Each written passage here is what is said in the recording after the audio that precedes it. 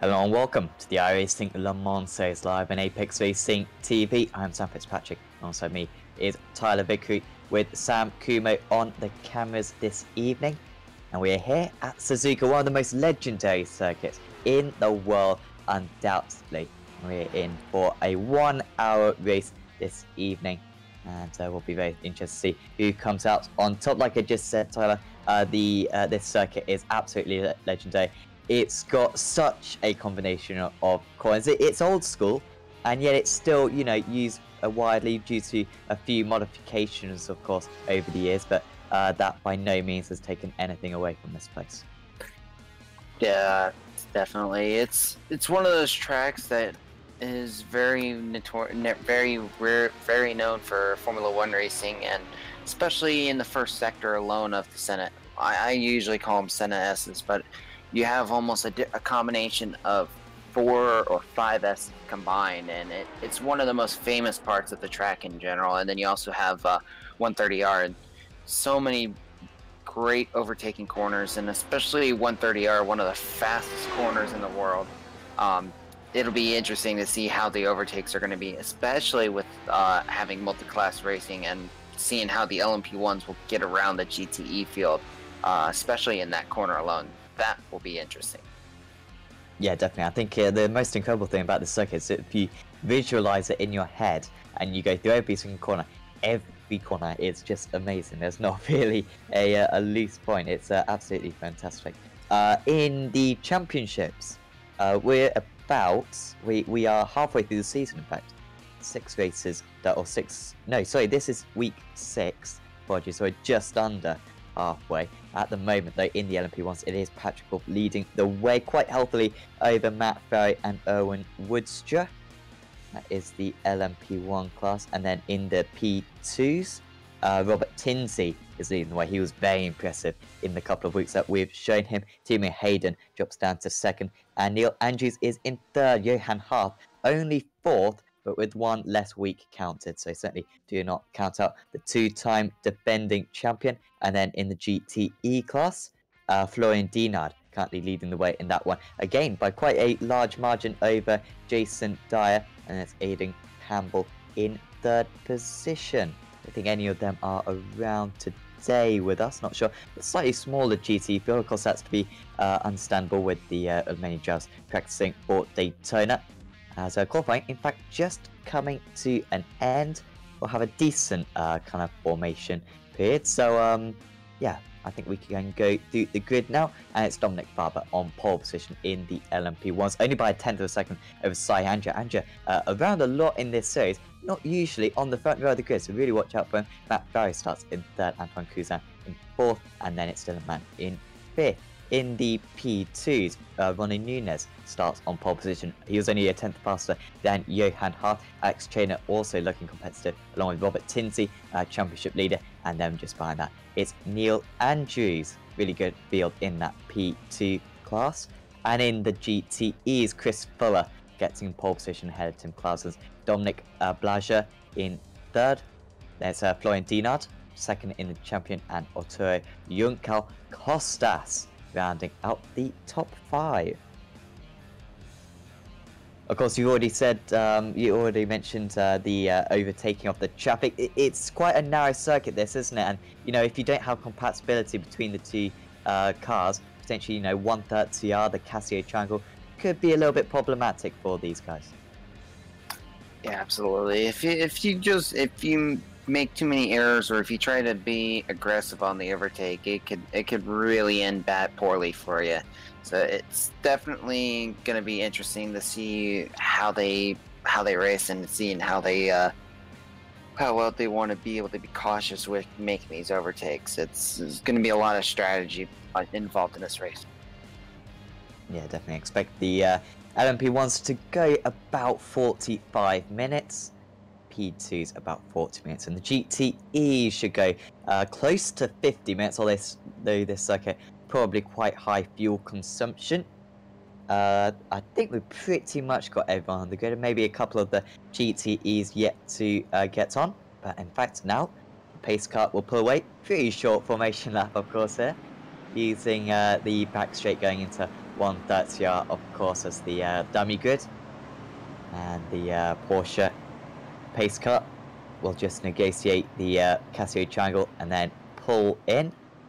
Because the start finish line comes up pretty early around here, so the drivers have got to be nicely on. I'm sure Dominic Farber's got plenty of experience from this position, so we'll know exactly when to let the field go. Of course, the P2s and the GTs could be going around the Casio triangle when the green flag comes out. We'll watch out for that being an issue. But out in the P1s, it's Dominic Farber who gets away. Andrea, I think, already losing position to Matt Farrow. Very good start for Farrow. Farrow's also getting past Man as well, but not too many issues already falling into single file those drivers. In the P2s, Ronnie Nunez still leading the way. Johan Hart a little bit under pressure, but should get this slipstream from the race leader and just about holds on to second place. In the GTEs, Chris Fuller also leading at the moment. And you can see these drivers, really good start, all getting into single file. A few changes down there. But nothing too major, and that was very impressive. Yeah, great start by all of the drivers. So very clean, and now it's going to be strategy plays will start taking effect now. If who wants to make what changes, it looks like we got a few drivers here that's our same team, so it's going to be interesting to see how team strategy will play out as well in this. Yeah, definitely. There's no point in fighting your teammate. All about going together forwards. And for Arbor, not pulling away at the moment. We often see in this LMP1 class the pole sitter pulling out about a 1 second lead in the very early stages. Only 4/10 of a second, the top the ever so close. Andrea, of course, lost out that position initially. He's going to try to bring it back as they go side by side, potentially going defensive there as Farrow. But you can't really defend into 130R because the outside line can be faster. Again, going down the inside is Andrea. So nearly contact between the two of them. The team Bushfink Joe just about defends into the Casio triangle, and they're losing time to the race leader. But Andrea really wants that second place back. Yeah, he's being very aggressive. He was using a lot of boost there trying to get around. He's using more boost now. Whoa, boy. Wow, that was very aggressive.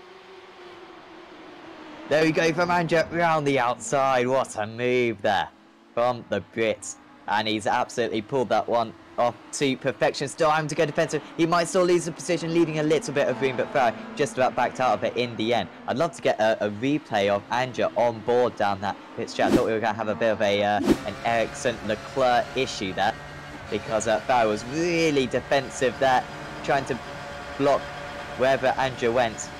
And unfortunately, they didn't come to blows. Yeah, I mean, especially with giving each other room, plenty of room as well, not making any contact, and then seeing Farrow trying to catch back up, but he had to relinquish and slow up to just give him room and not cause a bigger end. Yeah, like I said on the previous lap, they have just dropped a little bit of time because Ronnie Nunez still leading the way, 0.6 of a second ahead of Johan Hart.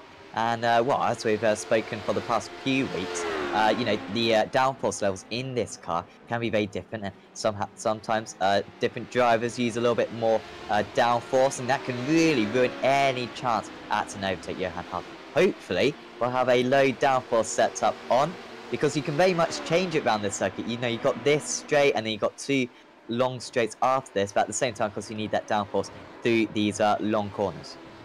Yeah, absolutely. And from what I was looking for, I was seeing with the sticks of Ronnie Nunez, just looking at how low some of these cars are here, like Johan Hart, Neil Andrews, as we're looking at now. Ronnie Nunez is, I started to notice his front end of his car seems like he's got it a lot higher up. I think he may well be on something, maybe finding a little bit of, well, you'd expect at least, you know, what you want as much rake as possible. Yeah. So. Yeah, well, I mean, not like any damage or anything, but more like, I wonder if he's going with a different setup, like a higher ride height. Maybe he wants to attack the curbs a little bit more aggressive than some of the others, maybe. Yeah, that's good. Because he is using the curbs a lot more than a few of these other drivers. As we're seeing Neil Andrews using a little bit of the curbs. Yeah, of course, once you damage the splitter on this HPD car, that's really going to cost you. So you could certainly be on something there, Tyler. Will yeah, keep an eye out on that one. Not too bad curves around here, but certainly the next couple of corners, the Degners, You want to take plenty of curb on the inside, and that can maybe cause a little bit of damage. You can see these guys barely touching the that first curb. And yeah, running a little bit wide. So yeah, it'll be interesting to see how that one develops. Also, Colbeek and Via just going so I think Via's just made that move. Fuller under pressure from Klaassen still, but these two are teammates. And well, it'll be interesting to see how they manipulate this one, because Blaja and Junkel Kostas are very close on the tail. If Klaassen didn't care about his race, of course he'd just hold up the others. But I feel as though, you know, he still wants to win this race, obviously, so he'll stay nice and close to his teammate. Yeah, definitely. And looking at the times right now, this GTE field is really close in time, so really not a big gap either. So this is going to be really interesting as the hour goes by. As we're only 5 minutes into the race right now, and the gap's not even as huge as what some of the previous weeks have been. So going to be very interesting strategy-wise for these GTE cars on when to make the right pass in, as well as when they can be able to make the right fuel strategy as well.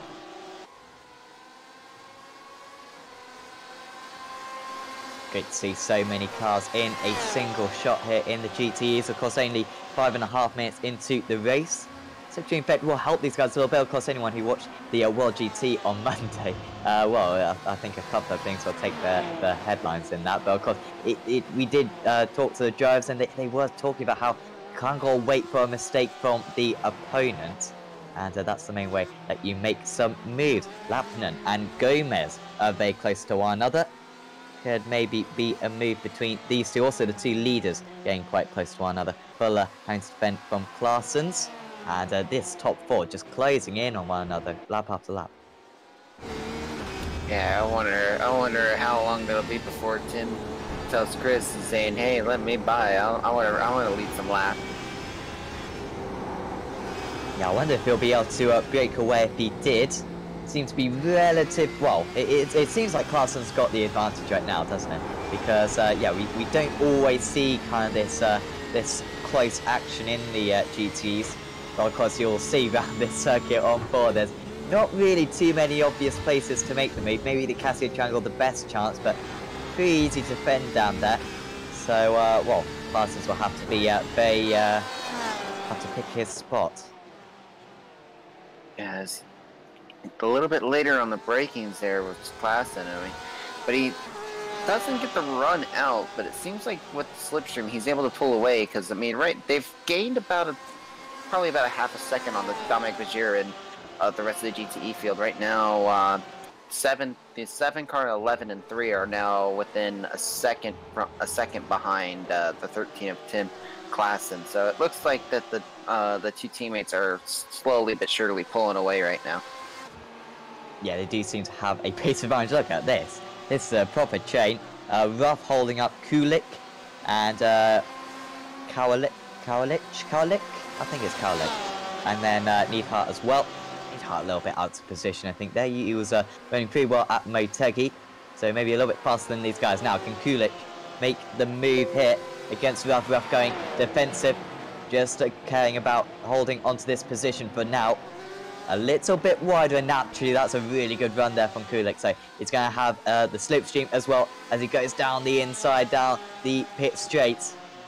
But even from this position doesn't necessarily mean the move is over, because the outside line can be the optimal one into first curve. And well, we've just seen that because Ruff holds on. Yeah, now they got to worry about here comes Dominic Farber. Boy. Trying to... Oh boy, this... Not... Oh, yep, Farber giving him the push. And he's not happy. I don't think there was really anything wrong there from Ruff, to be honest. I think it just around that part of the circuit, it's so difficult to make the move. Absolutely. Wow. You had a nice camera view of that action. Oh, wow, that was bold. Boy. It's Motegi all over again. My goodness.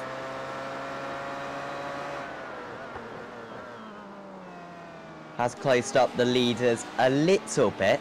Down to only 1 second, in fact, between the top two. So they've all been slowed down as we've got Kuzan round. Was running in 4th position. What happened here? Oh, I have a feeling he probably locked up the brakes. Oh, got hit, yeah. Got hit by one of the GTE cars. Didn't catch the number, but yeah, it's definitely one of the GTE cars wasn't paying attention and contact with the 16 car, and that he's not happy about that. I can guarantee you with that. Yeah, definitely. Just yeah, a little bit. Yeah, just don't leave enough beam. You know, when you're turning in like that, you gotta leave plenty of beam on the inside, and yeah, just turned in a little bit. Unfortunate for Kuzan, he's down into 7th position now.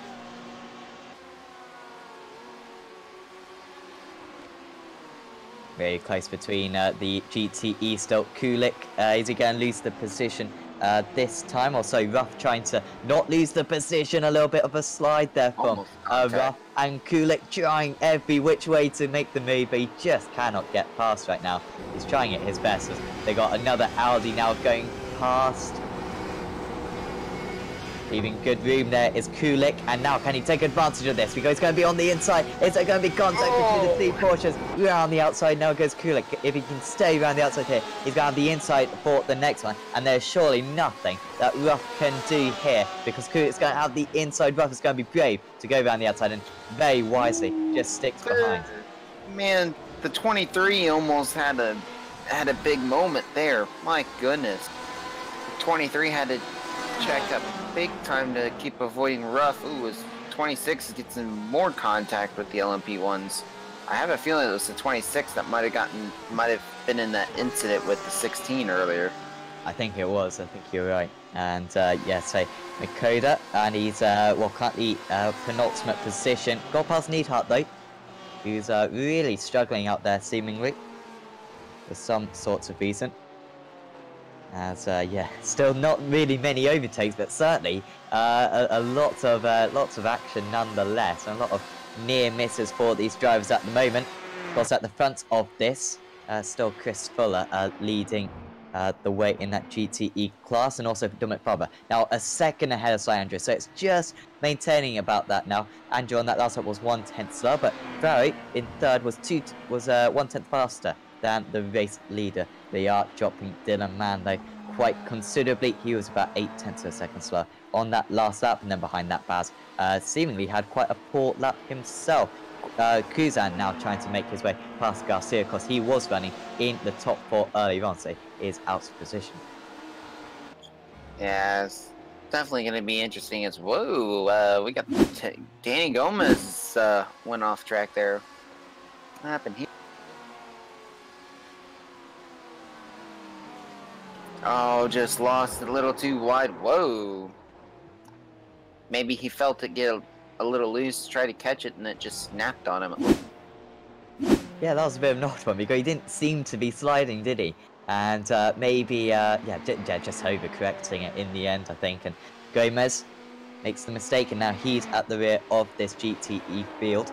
All very close to those GTEs, because they haven't checked in on Ronnie Nunez for a while. Still, Johan Haar staying behind him, about 0.8 of a second, because through this part of the circuit, extremely difficult to stay close. These HPDs very kind of aero dependent, so when that when those aerodynamics get some turbulence, it really does affect these guys quite a lot. So Haas struggles to stay close through that part of the circuit, but through this part of the circuit, when we've got a few more straights, a few slower corners, we can try to make up some ground. Yeah, it definitely is. Only 0.8 of a second. It's been holding there as we get out now. Have Paul Kowalik having issues. The 23 dropped down the field a little bit. Probably made a little error as he was up further up in the GTE field. So definitely an interesting moment. Top 3 in the GTEs closing in on one another a bit now.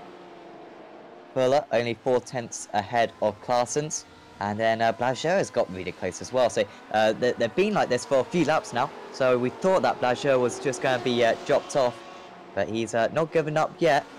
Dinard has really dropped back now, 3 seconds. He's barely in the same shot as these guys now. But the number 7 looking very strong. Could be in the side, a thorn in the side of Torque Freak Racing. Absolutely, and lap times for the top three are all within a tenth of a second of each other, all in the 155s, and then Florian's trying to hang in there as well. But I mean, they're right now, Florian, Julius, and Jonathan. The next three cars after the top three are all running 56 ones. So a lot can happen still, especially as these tires wear it.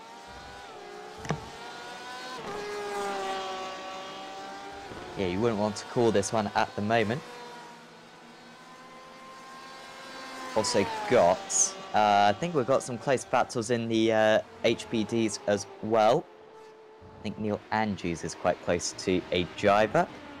He is very close to Robert Tinsley. So Tinsley lost that position to Andrews in the opening stages, and well, he hasn't been able to bring it back yet. And in fact, Andrews now 3.8 seconds off Alex Chainer, which is a little bit unusual. Andrews usually one of the quickest drivers in this car, but just struggling a little bit out there today, half a second slower than Chainer on that last lap. And so Tinsley feels the need to get this move done quickly because he's really lost touch now with the drivers on the podium.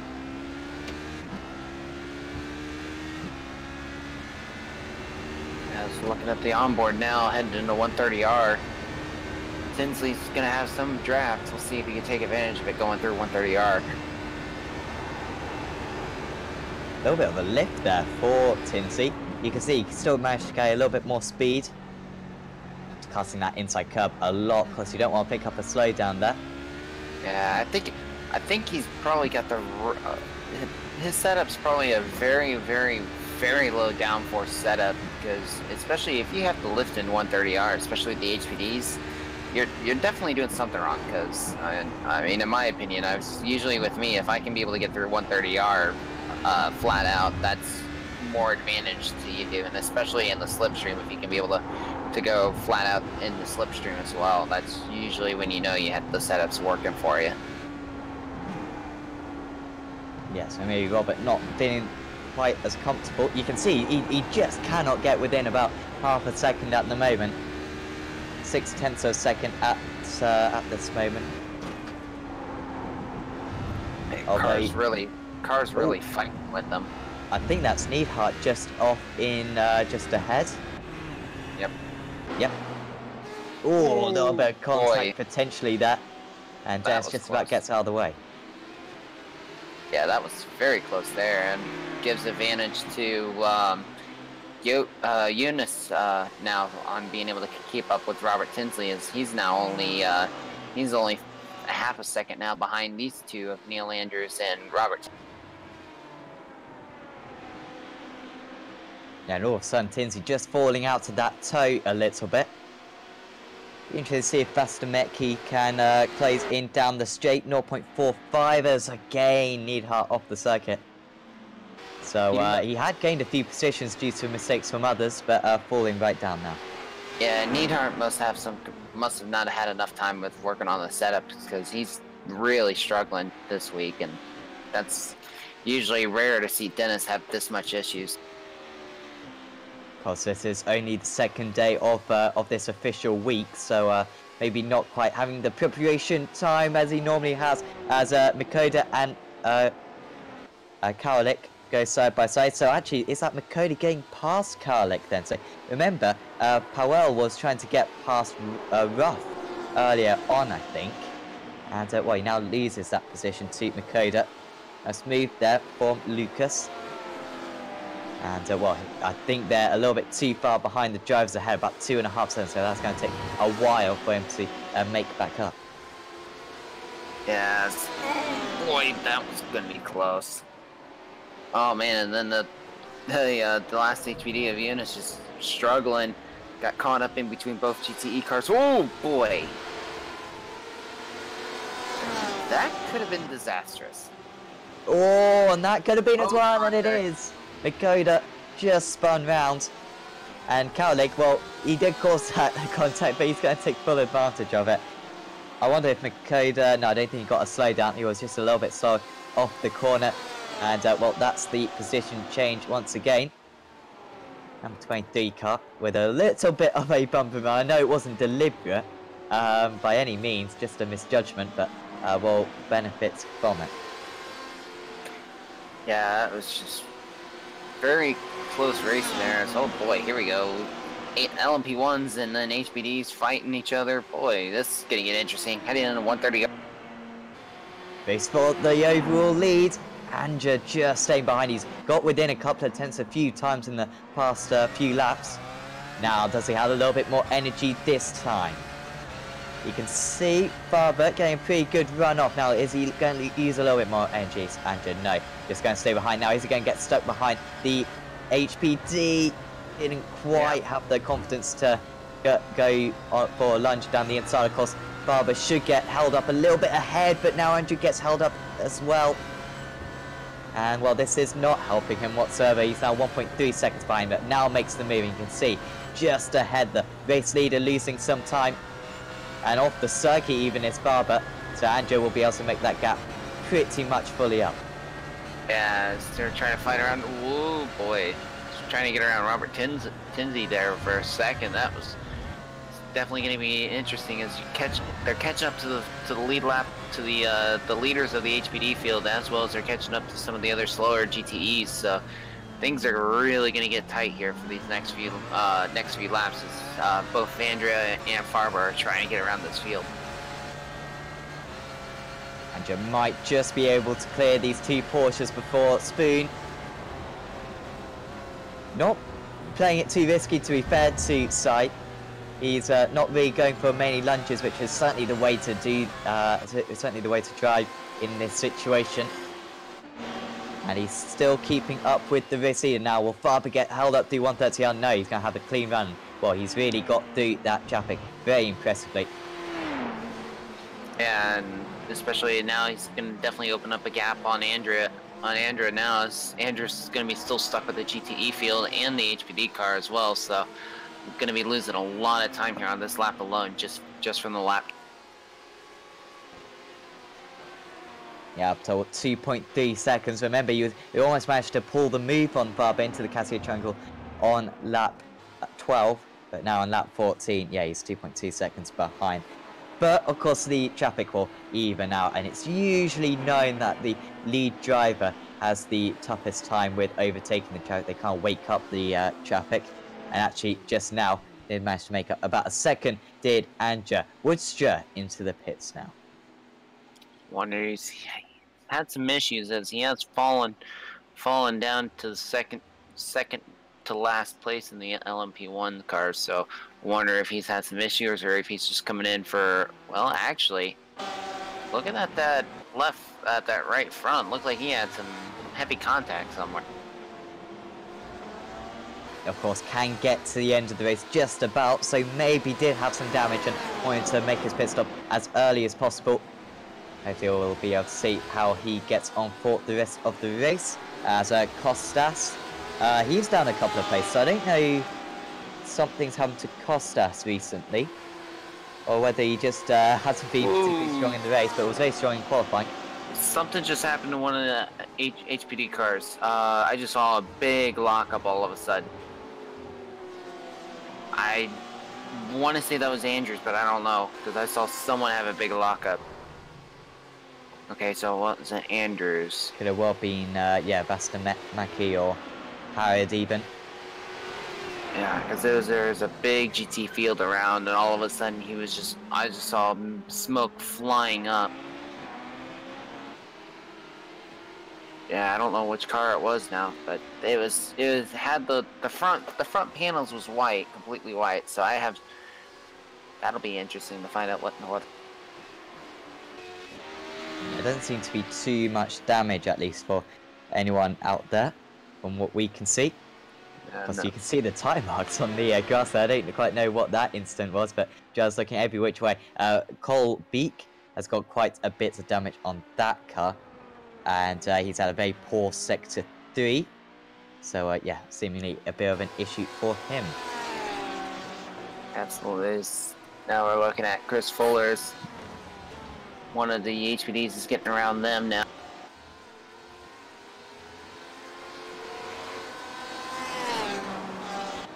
Great racing though overall for the GTE field. Still the top three are within a second. Oh, actually, yeah, a second from each other. So still a close battle for the top three. Yeah, definitely. And maybe the pressure that Clarson's was putting on his teammate earlier on just seems to have died down a little bit now. Certainly seems as though Fuller has a response as Clarson's just gets overtaken by an LMP1. Colbeek is into the pits, by the way. Of course, he was the driver who we saw with a lot of damage, so that's hardly surprising. Top two, Barber and Anja currently separated by 1 second still. You can see them there. Seems like Anja has got a pace advantage when they're in clear air.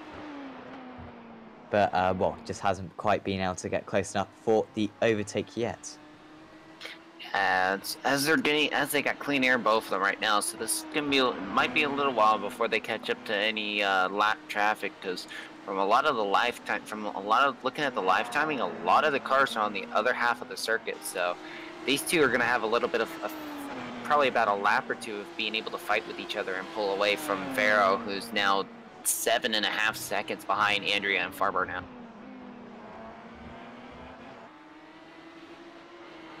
Yeah, we don't quite know what happened to Farrow. It might just be bad pace, to be honest, for Farrow, because he was a second slower on that last lap. I say bad pace, but just not quite the pace needed to keep up with Farber and Anja. As Kostas trying to come back at Lappinen, so I think, is that a recent change? Anyway, Lappinen and Costa and Kulik all very close to one another. 3 seconds on Jonathan Dance. You can see Costas clearly got a pace advantage, surely, because he's powering the back of that rear wing. Probably not best to look for a move into this one.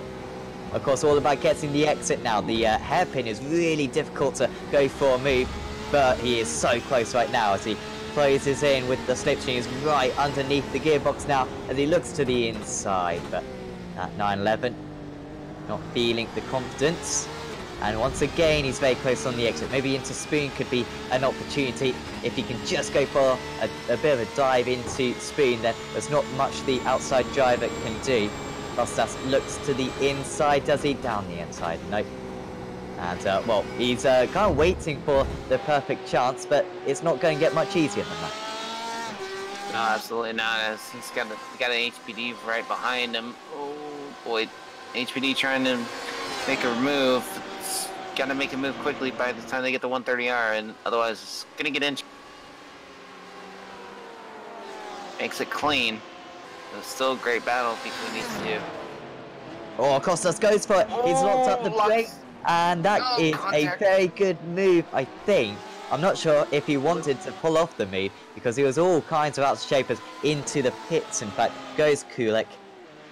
A little bit of contact as well, not from Kulik, but from the other two GTE cars in front. So Kostas probably taking the advantage of seeing what happened up here and seeing if he can be able to get the undercut on.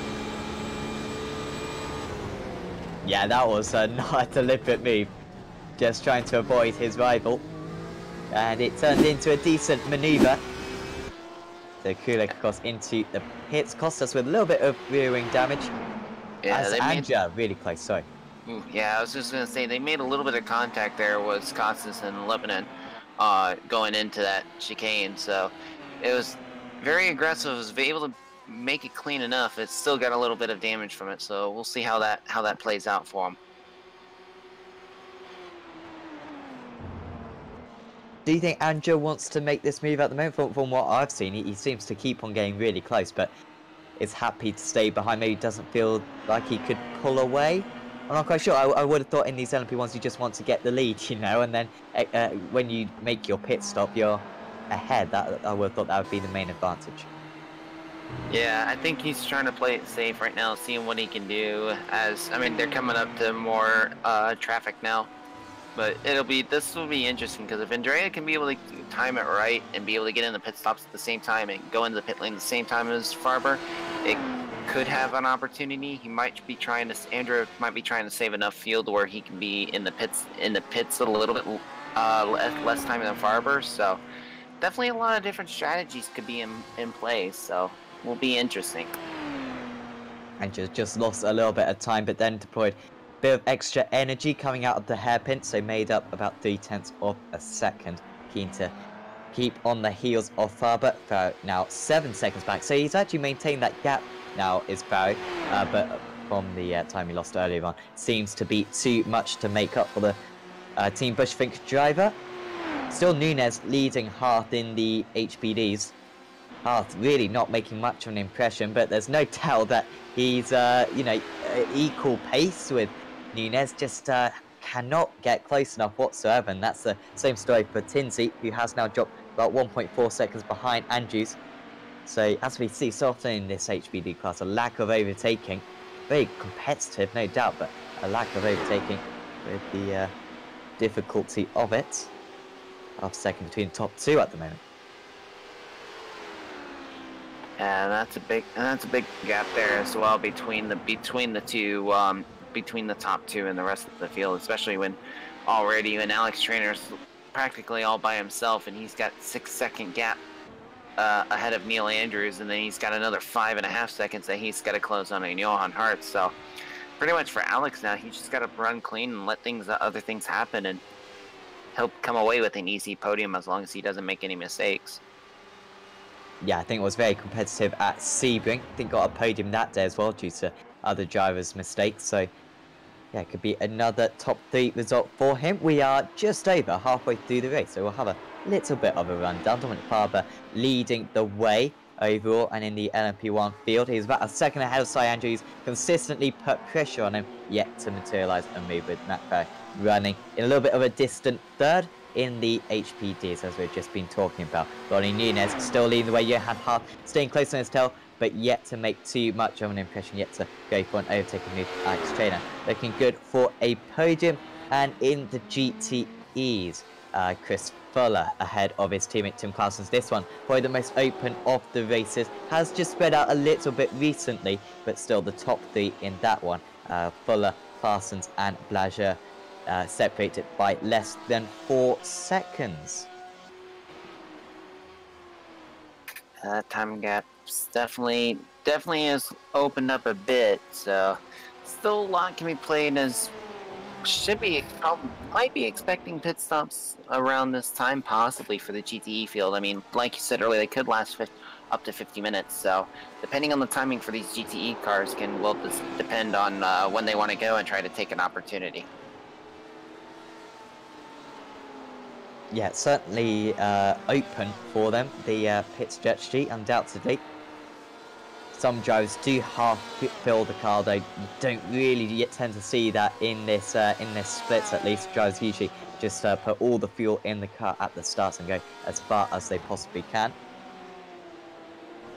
Carl Lick, did he manage to say he actually managed to pull off that move on rough? 6/10 of a second in front of him now, so both of these two, I believe, have pitted. Certainly, have they, in fact? Maybe they haven't. I'm not like quite sure. Ruff has not, but it looks like Kulik has, but not sure. It's by the time he's back a little while. Yeah, so Kulik has pitted. He's the next driver behind them, but Kowalik, that's very confusing. Kowalik hasn't pitted, so these are 18 seconds ahead of Kulik at the moment. I say they'll probably be coming out around this, around the similar kind of region, as Martinez is into the pits as well. Not sure if that's down to damage or not. I don't think it is. Ooh, as Andrew also into the got damage. Andrew's got damage on the left front.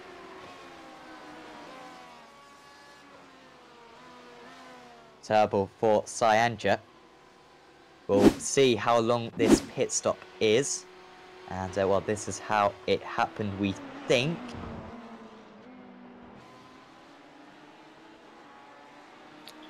Uh-oh. Ooh, contact with the HPD, with the LMP, a HPD car, and he had to go off track because of that. Ooh, wow. Jeez, boy, that was interesting. Yeah, not too much Andrew could do, I think, there with the going across the gravel. And is this a long stop? It seems pretty long. 35 seconds now, so I think it's game over, unfortunately, for Cyanja. As the race leader in the HBDs comes in, so Ronnie Nunez. And this really opens up the race for Johan Hart to potentially pull off an overcut. Yeah, it looks like that front nose has been replaced, because that looks to me like a brand new nose for the 12 of Cyandria. So 42-second pit stop and in the pit lane for over a minute and 11 seconds. So definitely gonna hurt him for the long run now. Might still be able to beat Man, I think, but I think third place is going to be as good as it gets for Cyanja. Of course, the driver, he was looking so strong, probably the fastest driver out there, I'd say, in the race. As Dominic Farber comes into the pits. And, well, he should, I don't know what position he's going to come out in, but there's not too much pressure on this stop as Dylan Mann also comes in. Yeah, it looks like Farrow might be the only one that stayed out so far. Yeah, as Matt Farrow stays out, so he's right now the overall leader for now until he comes into the pit. So definitely will be interesting to see how these play out.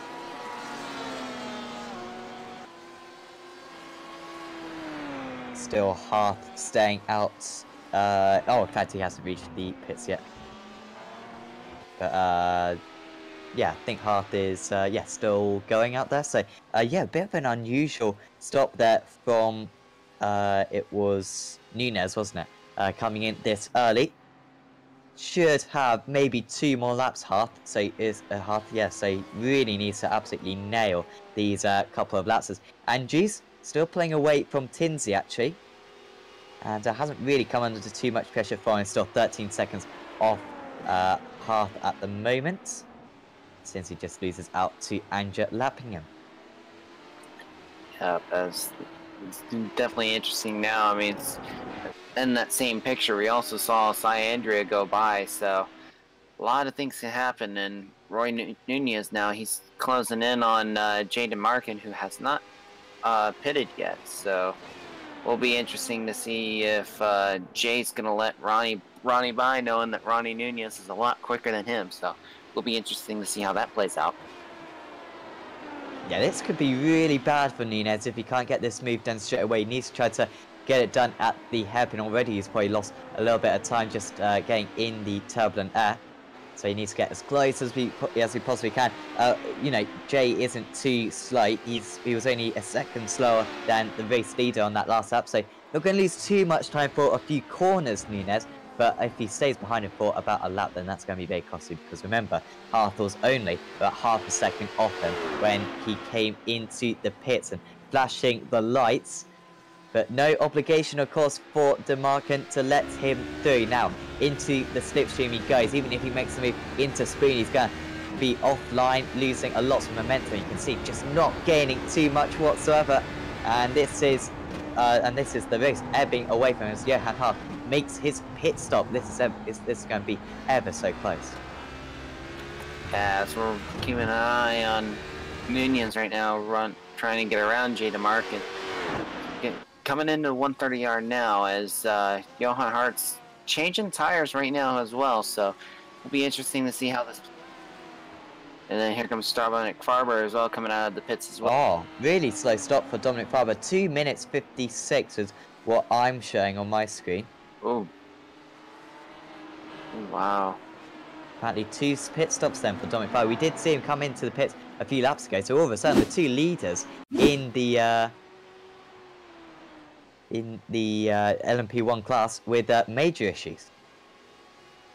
Also, Hearth has just come out ahead of Nunez, so by about 2 seconds. So that's the lead for the P2s changing hands.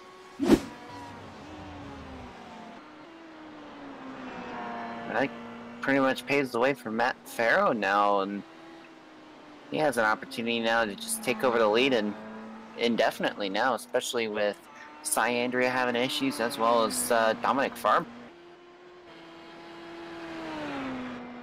Hampus Baz is now in 2nd place. Antoine Cruzan is in 3rd. These guys haven't pitted though, of course.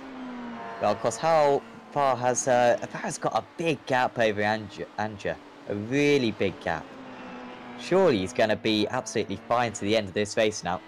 Matt Farrow probably going to absolutely cruise this one. It's a case of who finishes second, I think. Is it going to be Baz, Kuzan, or Anja?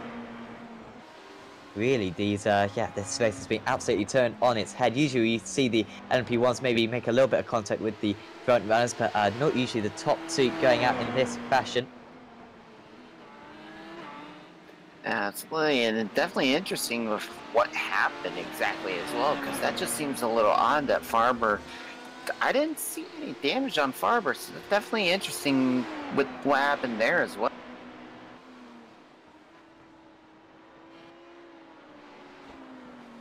Of course, as I said briefly a few minutes ago, Johan Hart came out of the pits ahead of Ronnie Nunez. So the lead of the HBDs has well and truly changed hands. 2 seconds between the pair of them. So Nunez might be able to catch up, but Hart in that first stint seemed pretty comfortable staying close to him. And so you'd expect that gap to probably maintain at about 2 seconds. So Johan Hart, of course, 2-time defending champion. Really the class of this field in the previous races with covering on Apex Racing TV. Well on course for another race victory. Alex Chainer still in 3rd place. Robert Tinsey has also jumped Neil Andrews. So that's a little bit of a surprising one because Tinsey was 1.5 seconds behind Andrews before the pit stops, but it's the other way round now. And Tinsey on that last lap, in fact, had a 3-second quicker lap time. So, well, that's the difference between the two of them. Harrod still in 6th place. Still great strategies for Johan Hart and Alex Trainer, though, being able to get, or actually not Alex Trainer, Robert Tinsey being able to get in front, Tinsey being able to get in front of Andrews, and Johan Hart being able to get in front of Nunez. So it'll be interesting to see how that strategy pays off for them at the end, and especially with Johan Hart being a great driver as he is, will he be able to hang on and pull away from Ronnie Nunez now?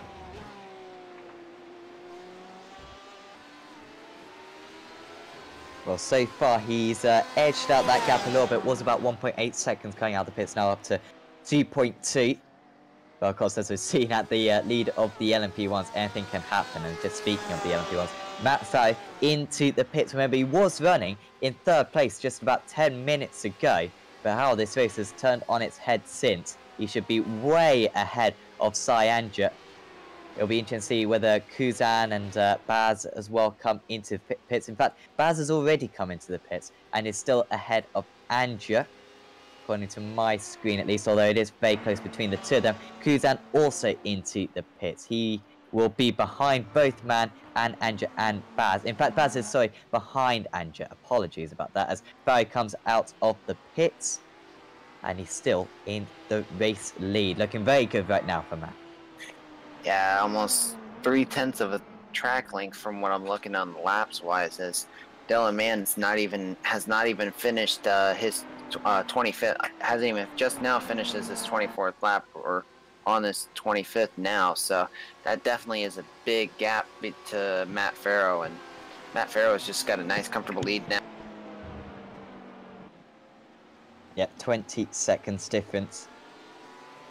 Man will try to keep behind Anja, although I think Anja's surely going to have the pace advantage unless he's still got damage from earlier on. Baz is really close now to Kuzan. So Kuzan managed to get ahead of Baz in the pit stops.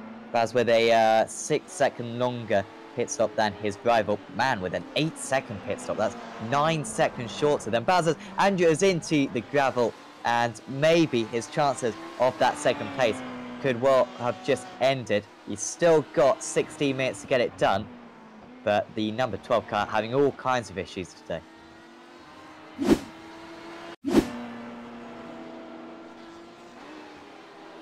I think he's made this mistake by himself. A little bit of an odd situation, this. Oh, wow, no, it wasn't odd. Well, it was odd. That was a Torque Freak driver, in fact. So who was that? That was Chris Fuller, the leader of the GTEs. Not sure if it was him making the contact with the HBD or not. And not who was that? That is the number... Oh, 30. That was a 30. Oh, wow. Jay Markin. Oh, wow, that was so nearly a lot more contact as well. Coming to 130R now. Boy, So, yeah, oh boy. Fuller's now down into third place and under pressure from Dinard as well. So, Fuller, wow, feels sorry for him. That Because was this a one big is, gap he had as well. yeah. Claessen's, sorry, Blager into the pit, so he's going to try to undercut Claessen's.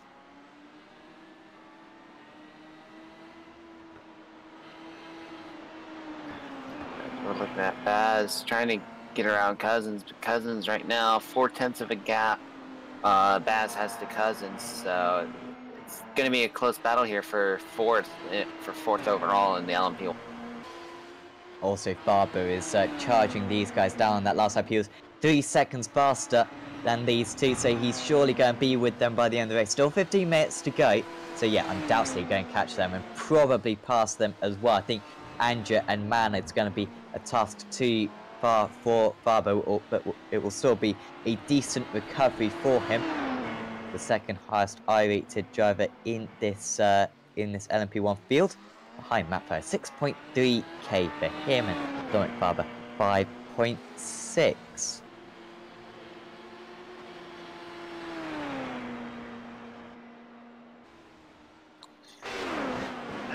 Looks like we got a close battle with Billy Fletcher and Eunice. Oh, as I stated that, Eunice almost made a big mistake there and almost got himself turned around and almost potentially spun out Billy Fletcher there if he wasn't too careful. Yeah, Vestamaki really lost out during the pit stops. Had a 31-second stop compared to the majority of other drivers, about 23. So Fletcher had a little bit of a wobble there. Ooh. That was an look out for the rejoin. That at least was a little bit calmer than what I could have thought that could have happened. But boy, oh boy, that could have been ended poorly for a few drivers, including both Billy Fletcher and Vastamaki. Yeah, contact between the two of them. Fletcher was pretty happy just to have a little bit excursion across the gravel, but then came on, so a little bit dangerous. Of course, it's so difficult to rejoin safely in that situation with some around such a narrow circuit. So Bastamaki now up into 2, 4, 6, 7th position. Next up, Pete Hyde, but he's 7 seconds ahead, so unlikely that he's going to catch up to the number 18 car. Good to see Hyde out there once again. Haven't seen too much of him in this race. Just quietly gone about his business, up in 6th place. Only about half a minute off the Rifty, which is not a bad effort whatsoever. No, absolutely not. I mean, he's been running some decent lap times. He's running about the same lap times as Neil Andrews right now. So either way, still finishing right now in 6th. Might have an opportunity for a top 5 if any of the top 5 drivers makes mistakes. So still a great run by Pete Harrod, though.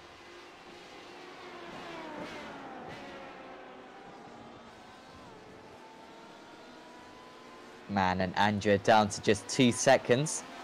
Also, Faz just had a really bad lap. He lost 10 seconds in Sector 2.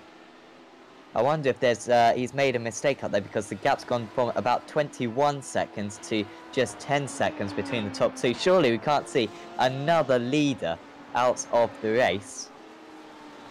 Well, it looks like that gap's increasing, so he might have been stuck trying to get around a few lap cars possibly, but yeah, that was definitely a slow sector time there for Matt Farah.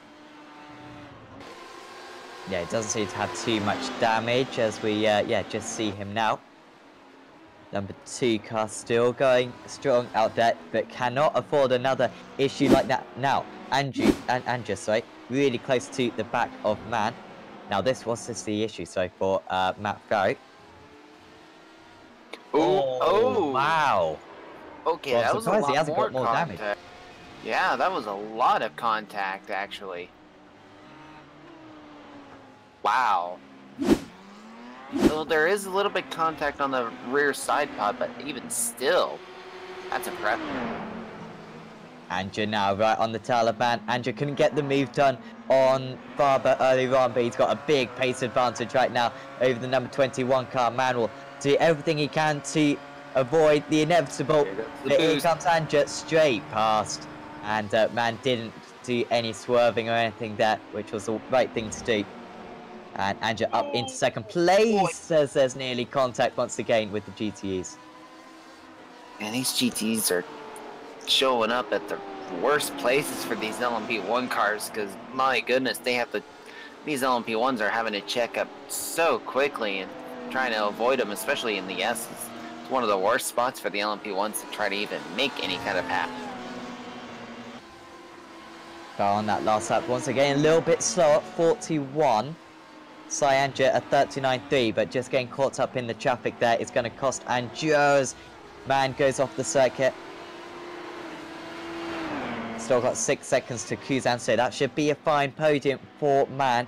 And that's Kuzan, Baz, and Barber closing in on 4th and 5th, but not potentially quick enough for him to catch by the end of the race. Still 6 seconds for Barber to make up on Baz. Yeah, and there's still plenty of time, still a little less than 10 minutes to go in the race. There's still a lot of opportunities for overtakes, still more opportunities for mistakes to happen, so definitely that gap can really change in a heartbeat.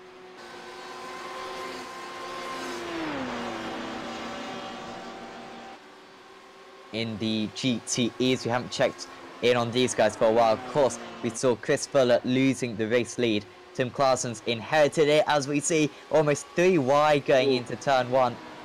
Claessen's going to lose plenty of time here, but just needs to make sure he keeps it on the circuit. He's got a 1-second lead, as that just decreases, in fact, to Dominic Blager. But as long as he doesn't make a mistake, he should be okay to hang on to that one. 0.8 of a second all of a sudden, so a little bit sweat to palms time for him. Chris Fuller 2.2 seconds further back. He is catching up to the top 2. Dinard a further 3 seconds back, and then a big 12-second gap back to Dance, who's coming under pressure from Kulik. Kulik came in quite early, I think, to the pit, and it's really worked out for him, that strategy. Managed to undercut a lot of drivers, and on that last lap was pretty much the fastest driver out on the circuit, so he's closing in on Dance very handily. Frisch is just behind as well. Kulik, in fact, I think got past Fitch on that last lap, so he's really on a move and could get Dance in the final 5 minutes of this race. Yeah, definitely. Robert Kulik is 9/10 of a second behind, and he's also got to worry about Julius. Oh, okay, that was close. Even more closer there with a 14.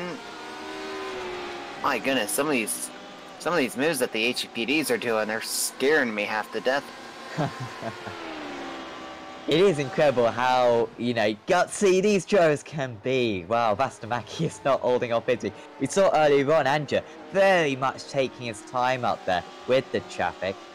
And Vastamaki not wasting any time. He's still quite a bit behind Harrod, still about 5 seconds behind Harrod, but he is closing in on him at over a second a lap.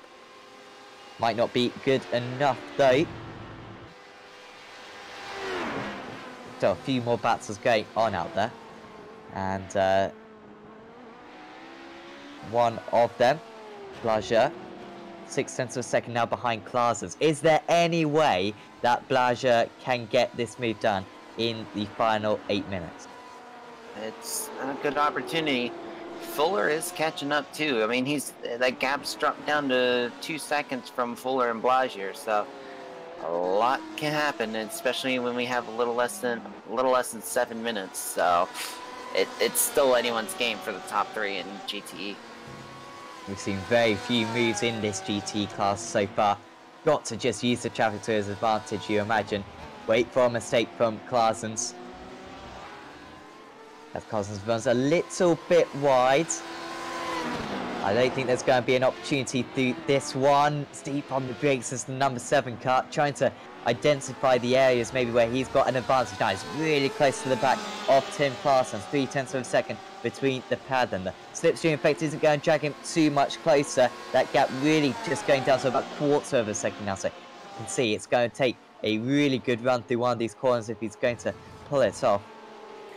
Yeah, and as they're battling too, Fuller's even gained another second on him now. It's the gap for Fuller's now down to 1.7. So things are really going to start heating. Here comes Badger. Really closing in the end part of this straight. Almost going a little bit defensive there. Is the race leader. Badger going, lifting off. Now getting a good run through 130R. Looking to the inside into the Casio triangle. They're side by side, the two GTEs. And contact between the two of them. Badger has to back off. His Clarkson's going to have a slowdown. I thought he may have cut the chicane. Seems to get away with it. And all of a sudden, Fuller right in this battle. Yep. 1.3 second the difference between third to first. So 5 minutes to go, it's go time. So we'll see. We're going to be seeing a lot of different overtakes and some very aggressive blocking now from these.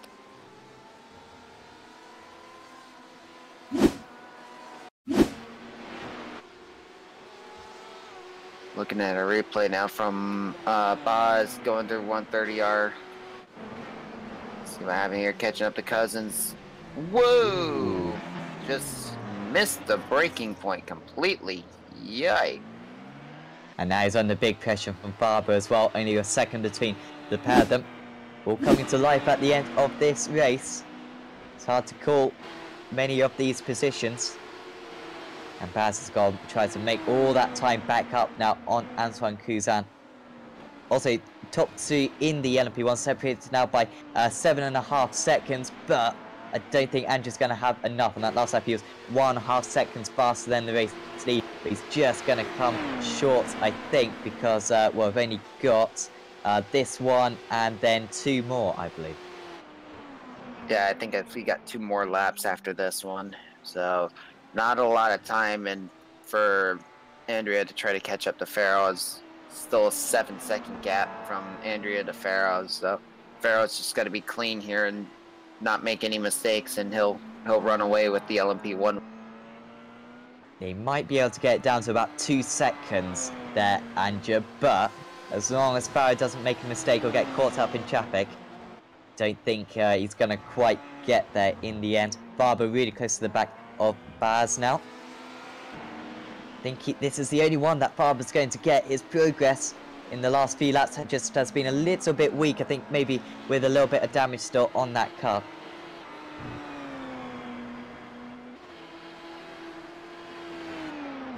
Yeah, still got an opportunity though. It's less than a second now for Farber and Baz, and Farber's going to try to get around Baz aggressively and quickly so he can at least get a top 5 out of this.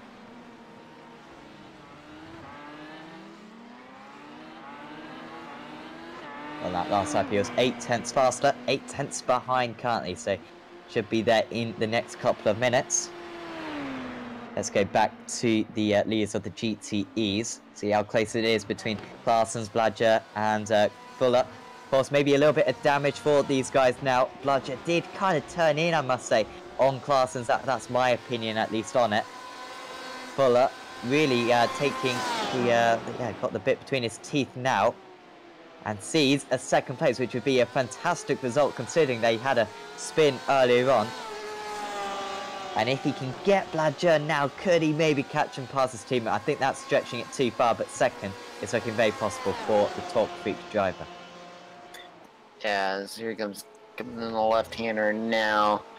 Just playing it patient, trying to see if he can get that ground, as we're looking at Farber now getting around Baz for 5th overall for LMP1.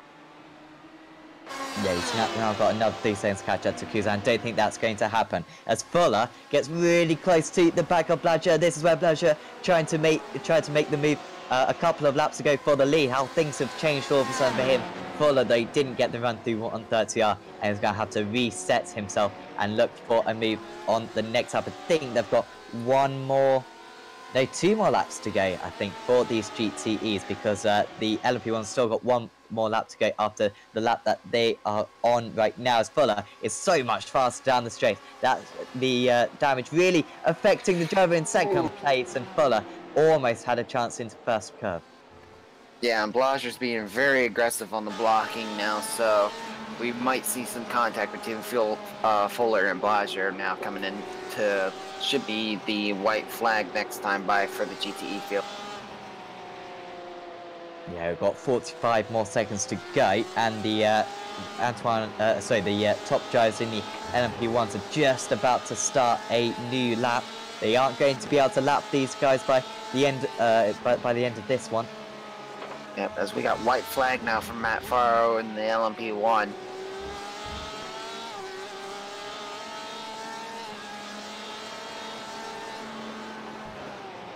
Fuller's really late on the brake in there, as well as Dominic Lagier locking up the tires there for split.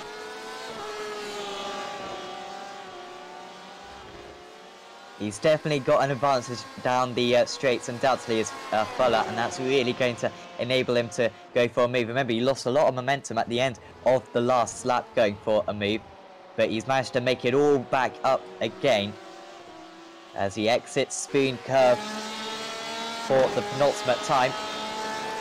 This is the battle for second place in the GTE field, and you can see how he's rapidly closing in. Once again, Badger will go defensive, or will he? Just struggling to carry the speed through at the moment is Fuller, the former race leader. And he's got to nail that 130 if he's going to have any chance on the last lap. Well, it's white flag. Here we go. Last lap for Tim Klassen, Dominic Lagier, and Chris Fuller. Tim Klassen's now 1.6 seconds ahead of these two fighting. There goes Chris Fuller on the outside. Whoa, almost made some contact. Here comes Fuller. Oh no, it wasn't enough. Badger almost ran him out of space as we cut to the race leader, because Matt Farrow approaching the line, running in third place for much of the race. He's just about going to beat Syanja by 6/10 of a second across line. Anja closed in so much at the end, 3 seconds gained on the last lap, but Farrow just about had enough. What a race that was in the LMP1 field. And Dylan Mann will round out the podium there. Johan Hart is going to beat Ronnie Nunez by just 2 seconds. Fantastic strategy there from Hart, pulling off the overcut. He had 2 laps to get the job done, and boy did he get it done, and he wins out once again in the LMP2 class. I guess we got to cut back now to Tim Klarsens and Blager and Fuller as well. They've still got about half the lap to go. Now, Blager really wide, and Fuller is looking every which way. He's got Spoon maybe to get the move done. He take any opportunity. Will he have to go defensive here? Blager, Fuller goes to the outside. He's going to try to do the undercut. Nope, not enough speed. Not enough speed on the undercut. 130R is his only chance. Tim Klassen's going to win this, just because of the battle between Fuller and Blagier now. Here comes Fuller again. Will he go to the outside? We tried to pull off an incredible move around the outside of 138. He's going to pull fully alongside, just edging ahead. They both get on the brakes. Fuller, he's dropped it. And is he going to be in the wall? He is in the wall. Well, he had to try the move. There goes Florian Dinner around, going past Fuller. Here comes Tim Klarsens, late, running in second place for much of the race, but he's going to win out due to a contact for Chris Fuller. And, well, that was still a good drive from the top feature. I had to hold off Ladger in the closing stages. Fuller will finish in 4th place still, so he didn't lose him too much time. What a finish that was between those couple of drivers. Yeah, that was a great battle. Man, just Fuller just pushing the car as much as possible, and he didn't lift off the throttle at all trying to get through that corner, and too much wheel spin going through 130R. Tried to catch it, and by the time he caught it, it was already too late, and the car snapped on him. Here was the replay. He was trying to get the undercut, I think. Was a little bit earlier on the brakes, turned in, and just a little bit offline. Overcorrected it. And I did think that maybe the steering would really be damaged, but actually you can see wasn't too bad. Has Dino got past at this point? Yes, I think he has. But you can see no judge behind him, and Fuller managed to still finish in 4th position. So the overall results. Matt Farrow wins out overall and in the LMP1 class, only by half a second. Anja was 22, well, even more than that, I think 25 seconds behind Farrow after his pit stop. Still managed to nearly make up the gap, but Farrow in the end won out. Dylan Mann finished in 3rd place. That's a fantastic result, being one of his best results in this series. Antoine Cousin finished in 4th with Dominic Barber, who looked well on course for the race victory, ends up in 5th, just a second behind Cousin in the end. Baz was in 6th. The top 6 separated by 23 seconds in the end. That is rare to see in this LMP1 class. Garcia was in 7th and Kruger was a lap down in 8th. Also Woodster and Razgals did not finish that one. In the LMP2s, Johan Hart won out, pulled off an overcut on Ronnie Nunez. Alex Trainer, a little bit of a quiet 3rd place, but still a very effective one. Robert Tinsey, championship leader, finished in 4th. Not quite as impressive as his drive at Motegi, but I think was against a higher opposition. He did get ahead of Neil Andrews though. There's Pete had Eunice Bastamaki was fighting with Tinsey at one point, but had a poor pit stop. Billy Fletcher was behind that. There's Jay DeMarcan, Miguel Angel Oranda Martinez, Edu Villa, and Gonzalo Rodriguez Leon. In the GTEs, Tim Claessens won out. Dominic Blager was in 2nd place. Florian Dinard benefited from a late spin from Chris Fuller. How he would have thought he was going to win that race, of course, put it on pole position, hung on in the closed stages, built himself a gap, and it was only a contact at the end of the S's which cost him the win in the end. Jonathan Dance was a very good 5th place. Robert Kulik drove through the field very impressively from near the back to 6th place. Then it was Frisch, Kostas, Lappinen, Ruff, Kaulik, Gomez, Neidhart, and Mikoda in that GTE class. We have got a couple of potential interviews. First up, we'll have a chat with Dylan Mann. And Dylan, well done up there. A podium, one of your best results in this series. You kind of just picked up the pieces from other drivers. And yeah, really well done. Yeah, it was surprising to see how many people had issues today. Towards the start, I was following Antoine, and he had a questionable move down the inside, and that gave me a lot of space to just do what I wanted and keep it safe. Yeah, and you really benefited over that pit stops period. When you kind of realised that you were running in 2nd place, were you surprised, or were you aware of the issues that encountered the other drivers? I wasn't sure what happened to Dom. I saw he pitted and then he was in the pits again, so it sounds like he sped on pit exit, which is a cardinal sin. Sai, I heard him in voice chat talking about how he got hit, so yeah, I wasn't expecting to be in that position, but 3rd place is ideal. Yeah, definitely, that's a great result. Do you know where we are next week? I ought to know. It's the most chaotic track on the calendar, Interlagos. Ah, okay. Well, I think the last time we broadcast the race round Interlagos in this series, it was chaotic, as he'd say. Yeah, are you confident about that one? Is that one that you enjoy? Oh, it's one I enjoy. When I get to traffic, not so much, but at the end of the race, you can always look back and enjoy Interlagos. Yeah, definitely. It'll be great to see you there. And kind of what results are you aiming for to the end of the season? Are you just aiming on consistently improving? Because certainly your pace has certainly done that recently. I don't think this was the best of tracks for me today. I think I could have done better on other tracks, but pace is definitely getting there. The tracks are getting decent for me as well now, so towards the end of the season, Le Mans sort of looking to be up there as well. Top 5, top 3 maybe. Yeah, definitely. We'll hope to see that. Before we let you go, Dylan, any shout-outs you'd like to give?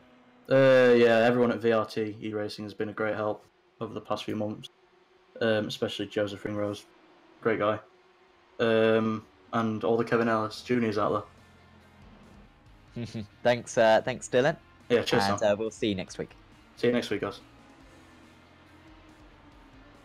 We've also got IS2424. So, hi, mate. Just to clarify, who is this? This is Cyandra. Cyandra, cool. Sorry, didn't realise from your username, but anyway, well done out there. 2nd place, in one sense, you must be relieved. In another sense, you must be absolutely mad. You know, having those issues initially, and then coming half a second short of recovering it all. Like you said, I have very mixed emotions right now. It's bad to say, but I'm a little bit happy that Dominic had his issues, because I knew I had a chance to catch Matt. I knew I had a chance to catch Dylan, but I knew I didn't have a chance to catch Dominic. So that when I realized Dominic was behind me somehow, I didn't know exactly what happened until after the race. But I just went on a full qualifying lap after qualifying lap to catch Matt, and just half a second in it. Yeah, it was so close in the end. In those early stages, you seemed to really be comfortable staying up with Dominic. Were you deliberately staying behind him, or could you just not make the overtake because you're consistently getting within about 2/10 of him? It was a little bit of both. I think if the chance presented itself in traffic, if I had a bit of a run on him, I'd definitely go for it. But I think I was pacing myself behind him, keeping him on his toes, kind of draining him of his battery a little bit. And then I'd wait till the pit stops to make my move. That was the plan before I got a little left tap from an HPD. Yeah, and when you got that, when you got that hit, what repairs did you have to take? Was it a certain amount of optional repairs because you had a very long pit stop? Definitely, I had about 20 to 30 seconds of optional repairs, and I took all of it because I knew if the car wasn't 100% coming out of the pits, I would have no chance to make up positions. And I knew I had pace, and I thought a podium was still in the cards. So I just sat there waiting and waiting. It felt like an eternity, but at the end of it, I think it was the right call. Yeah, I think it certainly was, and yeah, just half second short, super unlucky. In qualifying, you were really strong. You put up on the front row, only a 10th of pole position. We don't usually see you on the front row of the grid. Is that something that you've paid particular attention to this week? A little bit, yeah. It's been helped by the fact that Neo was at this track this weekend, and the setups from that obviously translate very well into the ILMS series. So a little bit of tweaking for the temperature, and it was golden. It felt really good, and barring a small mistake from me and Spoon, I think I would have had pole. Yeah, it was really good to see you so competitive out there. And before we let you go, Si, any thanks you'd like to give? Thanks to my team for helping me build the setup, especially Nick and Mikkel. And other than that, hope to see Wyvern back on the podium again. Yeah, see you next week, Si. We look forward to it. Thank you. So I think that wraps up the interviews for this evening. Tyler, next week, Interlagos, as we've already chatted about. It is not a particularly long circuit. Of course, it used to be used for the WEC, so certainly is appropriate, I think, for these cars. But that middle part of the track, similar to the S's around here, can cause a lot of issues. Yeah, and especially when the times can be really all crazy, especially that middle sector. And like for some drivers like myself, the middle section is usually one of your best areas. If you can run that middle area really well, you'd have a great lap time overall, and especially with the LMP1. So there's going to be a lot of interesting moves happen in that area alone. So we'll be curious to see how this goes. Yeah, definitely. But just before we go, we will have a chat with Neil Andrews. It's great to have so many drivers having interviews with us. And Neil, well done out there. You got a 5th position today. You had a really tight battle with Robert. In the end, he just got the better of you in the pit stops. He certainly did. Yeah, me and Robert last week were having a good race. Had a bit of speed on me last week. This week, yeah, he managed to work the pit stops. I think he was fuel saving on the last lap, because I managed to close down a bit of a gap that he pulled away there. But no, what a great race today. Not used to being sat in 5th position, so I need to try and find a bit more pace, especially when one of our new drivers, Alex Trainer, managed to finish 3rd, which the rookie shows the older driver how to do it. Yeah, you cannot allow that to happen. You'll have to. No, definitely not. But yeah, how was the traffic management out there? We saw lots of the HBDs very brave on the brakes, going for a few kind of dive bomb like moves, which we don't see too much in this series. Were you finding that, or was it kind of just normal? I think what Cy Andrew was saying, it's especially myself. I think Robert, Ronnie, and Johan. We all come from the Neo from the weekend, so we've all run 6 hours round here. Even with my teammate Alex, I mean, we've all done 6-hour racing with loads more cars. So we were sort of knowing how to manage the traffic, and we knew exactly where to overtake the GTEs. Especially myself and Alex did. But it is always hard. Everybody has their own particular line they like to take.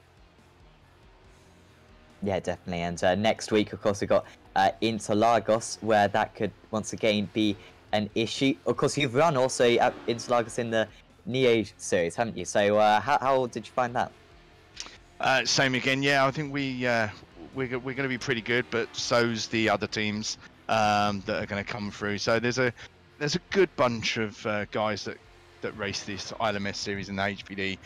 We all turn up each week, and yeah, it's going to be challenging. Traffic, same again, is going to be quite interesting. So we'll see how it goes. Yeah, it'll be really good to watch.